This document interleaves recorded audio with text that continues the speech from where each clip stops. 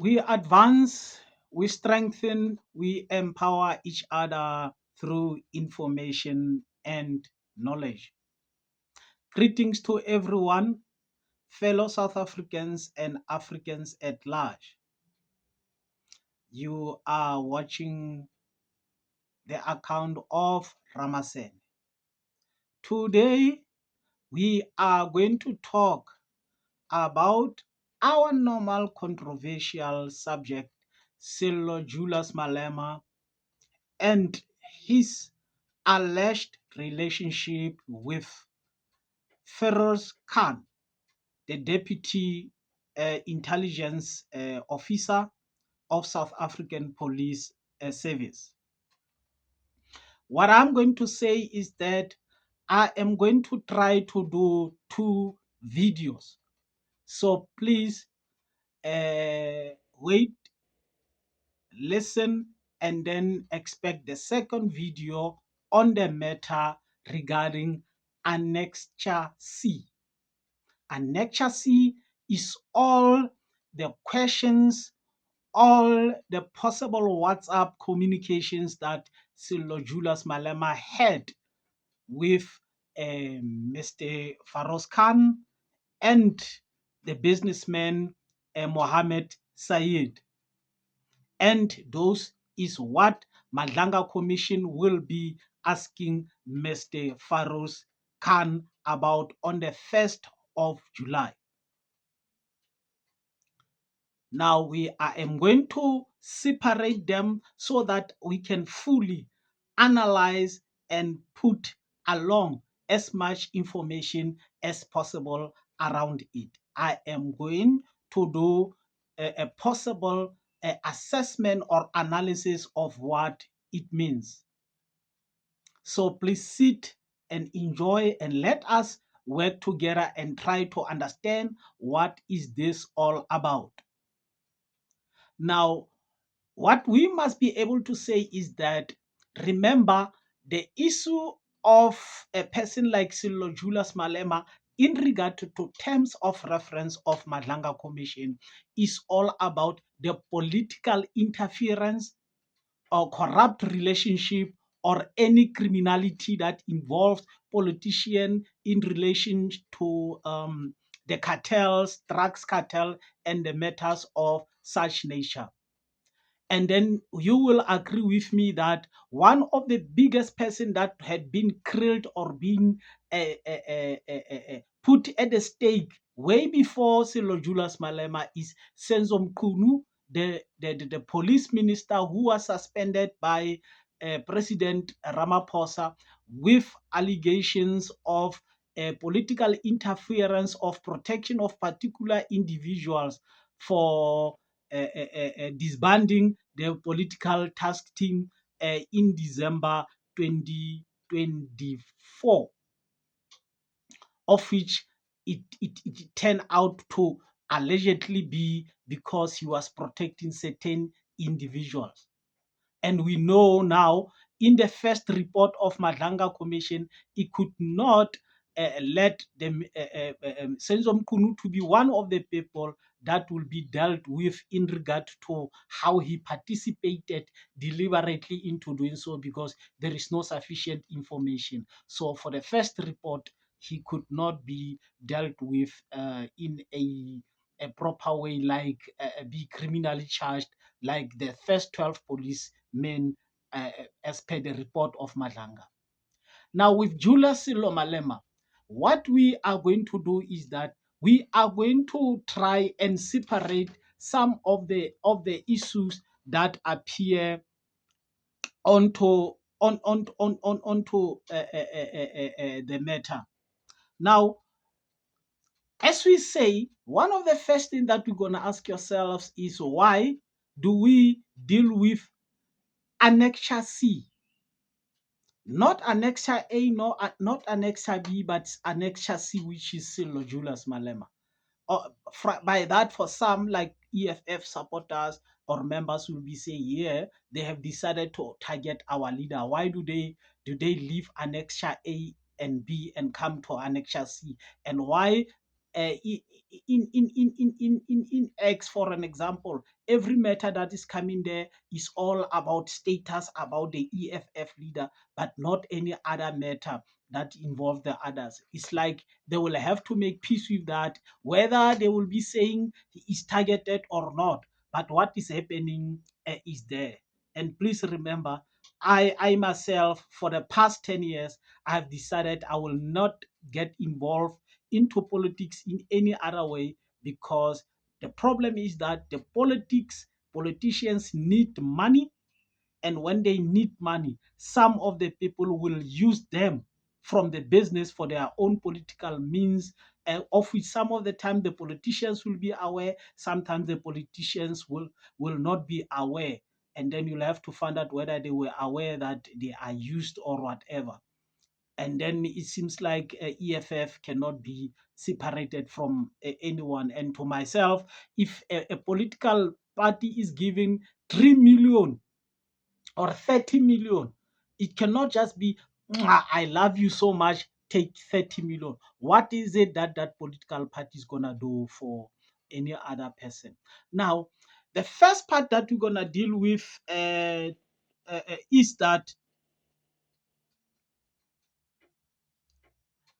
uh, there were questions that were prepared by General Khan for EFF to Parliament. Those questions was regarding Director General Dintwe and Beki Qele. And those questions were prepared for Mbuyiseni Rosie to go and read them. And it's not a secret, it is there. They were prepared by General Khan. So the only issue that is there is anyone that talks about must be able to establish whether the purpose of those questions was intended to empower ability to ask informed questions. In other words, there must be questions that are coming from the concrete information of which is going to help the members of parliament to ask questions that are relevant, that will deal with the people that are involved, only to find maybe the people that help them with the information, their intention or their aim is to use the very same question they give to the politicians in order to go and fight their battles, of which sometimes the politicians know or they don't know. If you say they know, you must be able to prove and say, yes, the WhatsApp between a particular politician, let's say a WhatsApp between Malema and General Khan, it shows that Malema understood what you were saying, and then he said, no, no, no, no, no, no. This one must be taken down because it's going to stop you from benefiting, etc., etc. You can say speculate, but when you go to the court of law, you're gonna have to be forced to say yes, for real it is like this. But when you talk on the street, you can come and say, yeah, no, it's obvious it was a connection between individuals. But when you go to court, unfortunately, you will not be expected to talk about in that way. So what we're gonna say that those the questions that were prepared for against Inspector Adintwe, they don't show EFF going to Parliament and asking him those questions. So we don't know whether EFF say no, it is not necessary to ask General Dintwe. We don't know their reason why they did not, or they felt like, yeah, you say we must ask General Dintwe, but we think you want us to fight your vehicles. But they went on to go and ask Beki Qele those questions that were prepared about by General Khan. As I said, if you say they had a particular motive, you are more than welcome to explain and show, yes, EFF was fighting the battles of General Khan, 123, 123. We will show later on to show that even that time, General Mkwanazi have cleared General Khan, and then even General Mkwanazi said General Khan was a good police. By the very same time, EFF was taking questions from General Khan. So we will ask yourself, if a high-ranked policeman regarded General Khan as a good a policeman that need an award, Would you expect EFF could have realized how a dangerous person he was? If you say yes, General Mkhwanazi could not see that, but EFF could see that. You say that, but remember, you'll have to come and prove that EFF was reasonably expected to have known what a high-ranked policeman like General Mkhwanazi could not see, who even declared General Khan a very good policeman by the very same time when the EFF was taking the questions to Parliament.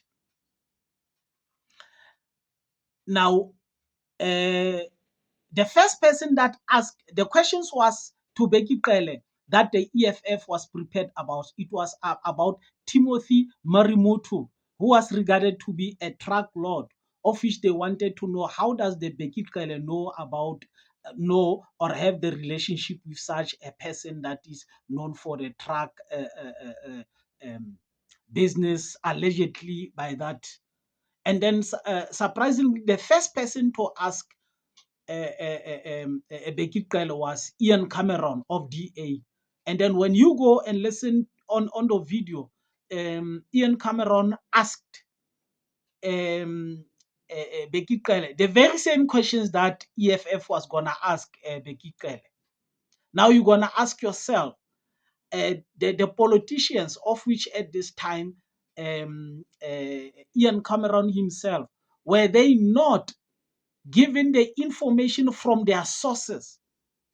Now you're going to ask, we're going to talk and show how politicians will have taken or get given the information first by their reliable sources. And when they ask questions, you can hear these people must have got this information from high-ranked people or high-ranked sources that they cannot come and ask questions like this. And then you say, does EFF was expected not to have had information from high-ranking reliable sources when all other politicians have done so? Because the questions that Ian Cameron of DA asked are the same as the questions that EFF Mbuyiseni Ndlozi asked, of which shows the level of source of information is the same.